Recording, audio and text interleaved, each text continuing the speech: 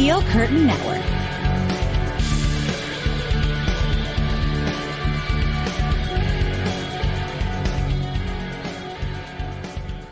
All right, Pittsburgh Steelers fans, welcome to a breaking news podcast. I'm Jeff Hartman, joined by Dave Schofield. The news is simple, the news is abrupt, and yet I am not surprised as it's being reported, nothing official yet from the Pittsburgh Steelers, that the Steelers are hiring Arthur Smith, former head coach of the Atlanta Falcons, as their offensive coordinator. Let's bring in Dave. Dave Schofield, what's going on? Well, Jeff, I was kind of waiting for this news. I'm a little bit taken back by it because I'm going to ask you a question about it. Do you think the Steelers might have had somebody else they wanted to talk to, but unfortunately it's one of the two teams still playing and they didn't really want to wait another 2 weeks? Or do you think some of that where Pittsburgh media had certain people that they liked from, I don't know, we'll say the West Coast team, that there was really never anything there and the Steelers just didn't want to miss out on this opportunity? What do you think goes down with that choice? That's a tough question, and I've thought about that since I saw this come across our Slack channel. And my initial thought was that maybe the individuals they wanted to interview, let's say on the San Francisco 49ers staff, maybe those individuals said, I am not interested. They could have reached out to Kubiak or Greasy and said, we'd love to have an interview with you once your season's done. And they might have said thanks, but no thanks. For instance, before we hit record, Ben Johnson of the Detroit Lions told the Seattle Seahawks and Washington Commanders that he's not interested in leaving and he's staying with Detroit. So there are coaches that still do that. Not everyone jumps at the first opportunity. And I also wonder if the Steelers didn't interview this guy and say, and this guy being Arthur Smith, this is our guy. This is who we want. And he checks off all those proverbial boxes that Mike Tomlin spoke about in a season-ending press conference. But what was your thought? Well, I feel like this hire kind of fits to what many would have expected the Steelers to do. Mm-hmm. I had kind of been of the whole idea of, someone who's previously called plays. I actually said this to our staff that I'm not looking for someone that's previously called plays. I don't want someone who was an offensive coordinator somewhere and didn't retain the job. Now, the only way that I would consider that is if it was someone who was an offensive coordinator, had success, moved on to be a head coach, didn't have success as a head coach, and now is coming back to be a coordinator. That's a whole different story for me. The Steelers have done that a good bit. Both sides of the ball.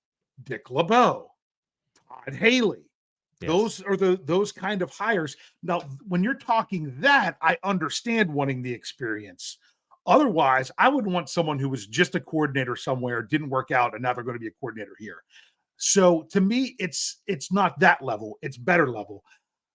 Would I've liked to have maybe seen someone new and upcoming and everything else? That would have been exciting. But at the same time, this is one of those where it's not like I'm in love with it, but I don't hate it either. Well, if you look at the other candidates that they interviewed, and this is all under the assumption that the Steelers are going to announce that this is official. Yes. You look at Gerard Johnson, however you pronounce his name, and Thomas Brown was the other one, formerly of the Carolina Panthers. Mm-hmm. They've all been interviewed by other teams. And Gerard Johnson has gotten a lot of interviews. And I spoke about this on my Monday Let's Ride podcast with Tim Benz of Trib Live. And I asked him a simple question. I'll ask you the question as well. Is this job an attractive job for an offensive coordinator? Tim was very adamant when he said, no, it's not. Oh, Dave, I know. I listened. That was a great interview. Do you agree or disagree with that sentiment? I'm going to give you a Dave answer is what I'm going to do. I think situationally it is, and other situationally it's not. For example, think of Brian Flores coming into the Steelers the way he did. He was out of Miami, other things going on, wasn't getting any looks, came to the Steelers. That was an attractive thing for him to do. Right. If you're probably, if you're one of those, I say young, you don't have to be young, but to me, most of the time they're young, up and coming names of someone who is on people's radars to be an offensive coordinator, Pittsburgh is probably not very attractive. Yeah. honestly. Now, if you're someone like an Arthur Smith that's like, no, lost the head coaching job, no one's given me a call for another head coaching job. I think perhaps, Pittsburgh working with Mike Tomlin. I can go back. I can show that I can do with a Kenny Pickett, or if they resign a Mason Rudolph or whatever, that I can do the same thing that I did with Ryan Tannehill several years ago. And then I can get my name back out there for head coaching jobs. For somebody like Smith, I think is an attractive job. For a new up and coming person that wants to be with an exciting that's in an exciting system, like Houston or San Francisco, and then they would have to come to Pittsburgh, although it would be a promotion. I don't know that it's all that attractive. So Arthur Smith, let's talk about him. We can talk about the process for a while now that if this becomes official, which we're assuming that it will, most of the time it does. Uh, let's talk about Arthur Smith. For those that don't know, this guy has come up through the ranks and he has some Steelers ties in a roundabout way. He worked with Mike Mularkey. He worked with Ken Wisenhunt. He worked with Mike Munchak. And if you want to go the Mike Vrabel, who was a former Steeler route, you could do that as well. And he coached for all of them. He coached for all of them. Tight ends coach, assistant tight ends coach, and worked his way up.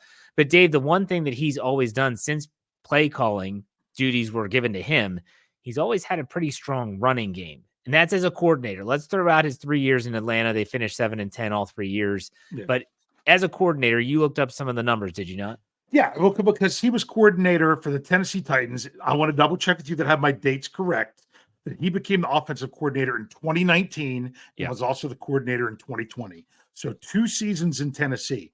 Now, remember, he was coming in because the Tennessee offensive coordinator was hired as a head coach. That was Matt LaFleur.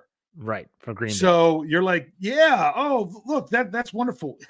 You realize the year that LaFleur was hired away, the Titans' offensive ranks were 27th in points and 25th in yards. That was their ranking under LaFleur in 2018. 2019, under Smith's first year, they jumped up to being ranked 10th in points and 12th in yards. You go to 2020, Smith's last year in Tennessee, they jump again to 4th in points and 2nd in yards.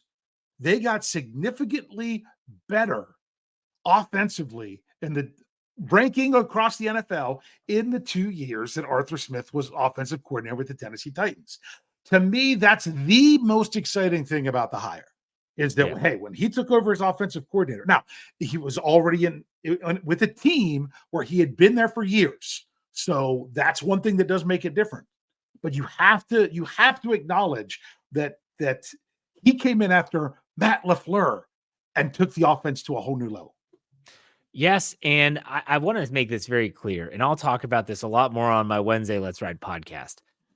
I am not about to sit here and blow smoke up every listener, viewers, you know what, as if I can tell you what it's going to look like or anything like that. I don't know. I know a lot of people are down on this decision based on his inability to utilize a weapon like Bijan Robinson in Atlanta this past year. And a lot of people will bemoan the fact that he didn't really do much in his 3 years there.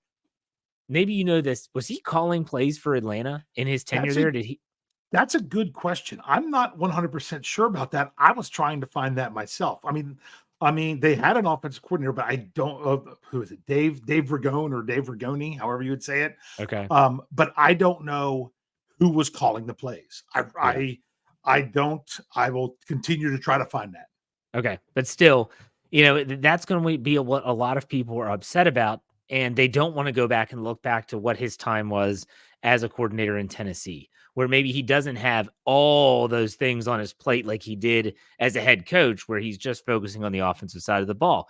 Let's also say that this could come with other following moves. There's already been projections and people suggesting that if Arthur Smith gets the job, that he might be bringing Mike Munchak back to Pittsburgh. Mike Munchak has said that he wants to coach.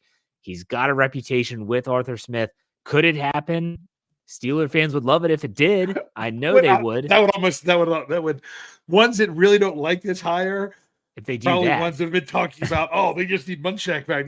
They would, Right. if it was a package deal, they would probably say, okay, I'll take the package. And this could be the first shoe to drop in terms of some changes on the offensive coaching staff, in which case, if this is made official, we will then be covering that for you at Steel Curtain Network every which way and sideways. And I honestly think that the only thing, let me say this, the only thing that gives me pause about this move is when the move was made, Yeah. not that the move was made. If I guess, in my opinion, if they would have waited 2 weeks post Super Bowl and then they're like, you know what, we're going with Arthur Smith. Okay, you exhausted all your options. And maybe they did exhaust all their options, like we brought up earlier in the show. But ultimately, this is what I said on Let's Ride on Monday with Tim Benz when I said this move reeks of the Steelers. And that's why I'm not surprised that they made the move. Yeah, you're right. The timing thing. Honestly, maybe if the NFC Championship game doesn't completely fall apart in the second half for Detroit, maybe it is a little bit different. Yeah. Maybe it's not. Well, like we said, we'll really never know the answer to those questions. But I'll ask you this question right now. Right now, before he's done a thing, called a play, made a coaching hire, where would you put Arthur Smith in comparing him as one of the last 3 Steelers offensive coordinators? In Well, other words, I compared, and not the interim guys, to Randy Fichtner yeah. and Matt Canada. I'll say this. This guy's got a solid, he has a solid resume as a play caller, something Matt Canada did not have at the NFL level. Randy Fichtner did not have at the NFL level. So let's keep that in mind. But as I'm driving home from the grocery store with my daughter and this comes across my phone, the one thing that I thought of was, could it really be worse? And I think the answer is no. Even if the Steelers morphed into this Atlanta Falcons continuing, that vibe with the Falcons and what they look like offensively, I still can't say it would be worse than what we had to put up with in the Matt Canada scheme, era, playbook, whatever you want to call it. So in that regard, the fact that he has an NFL track record of success calling plays, I've got him at the top. What about you? Yeah, just because, of the resume coming in. Now, he hasn't done a thing. And I love exactly what you said is, could it really be worse? I agree with that, which to me, this seems more like a safe hire than a risky hire, because you made the safe hire of someone who's done it before and isn't going to be worse. So loves to run the ball, loves Derrick Henry. Now he's got a different 22 to deal with and hopefully build up even more. But my thing is, just because it's better doesn't mean it's all that it could be. No, and I think the one thing to keep in mind as well is that we don't know what his scheme is going to look like in Pittsburgh. It's not going to be identical to what it was in Tennessee. It's not going to be identical to what it was in Atlanta. We'll see. Like I said, this was step number 1 for the Steelers this offseason. Assuming that they make this move and it becomes official, then now we can start, breaking down what Arthur Smith wants to do, what he likes to do, go back to those 2019 teams, compare the rosters. For us as content creators, this is a lot of fun. Yeah. Well, and the thing is, it's not as exciting as what maybe something else would have been. Like, oh, they've got the next, but is the next whoever really going to pan out or not? I think that's why I'd say this is a little bit safe. But the other thing I will say is, this is now being confirmed by multiple places. It still hasn't been announced by the Steelers. So the likelihood of this happening is even higher and higher when you're getting different outlets reporting, either confirming the initial report or reporting it themselves. So the next question I have is, what are the other coaches? What's the rest of the coaching staff going to look like? What are you doing to put those kind of things in place? And I kind of understand the Steelers going with a guy now. Did you really want to wait another 2 weeks for a maybe and then not have the opportunity with some other things that you could potentially do, that maybe timing was of the essence? To me personally, I would like to say, you say Mike Munchak, if you could draw him in. To me, if they are too, we'll open up the checkbook I would like to see the Steelers bring back the role of assistant head coach since they didn't fill it with John Mitchell. And I would like them to bring back the role that they lost with Brian Flores of senior defensive assistant. Yeah. And you know who, if you want Arthur Smith ties, you know who we'd like to put in right there. You want Vrabel, but you want Vrabel in the fold. Yeah. Hey, could why you not? imagine, what the hell? Could you imagine that coaching staff if you were saying, "Oh, it's the Pittsburgh Steelers," and you've got Mike Vrabel and Mike Munchak and Arthur Smith and Mike Tomlin? I don't see it happening, but it would be crazy. I would, if I were Mike Tomlin, just to troll fans, if that were to happen, which I think is a long shot at best, I would just put out a tweet. How about this coaching tree? And just leave it. All right. See, hey, we could go on. We could go on forever about this. Okay, We're gonna have a lot of content coming up. I will say one thing about the hires. Though some people aren't going to like it, but don't, because you want to know why? We're not urinating on the fire, man. There you go. No, we're not. We're not. I mean, they are to the process of hiring an offensive coordinator. But when it comes to getting ready to go for 2024, it's only just begun. That is true. So we'll have all this for you right at Steel Curtain Network. So check us out on our audio only feed. If you're listening to that on Spotify or Apple Podcasts, anywhere like that, you found us already. If you're watching on YouTube, you'll find us all those places just by searching Steelers or Steel Curtain Network. You can also check us out at steelcurtainnetwork.com. Dave, good show. Breaking news. Steelers make a move. We'll see what happens next.